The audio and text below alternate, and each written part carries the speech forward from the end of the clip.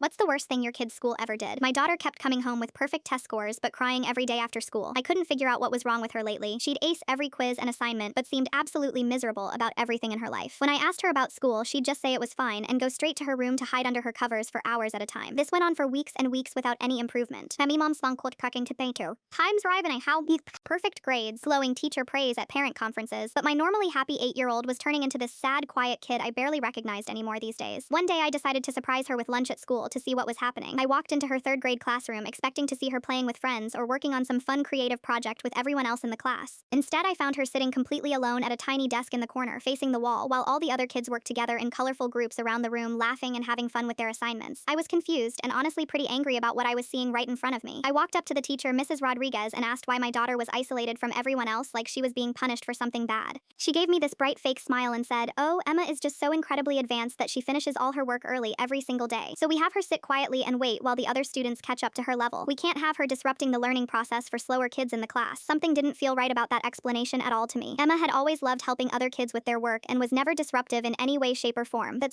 shout me mas the tree angry children the spoken. Vam quick sifa and goefi. Regarding Emma always let spires the cough.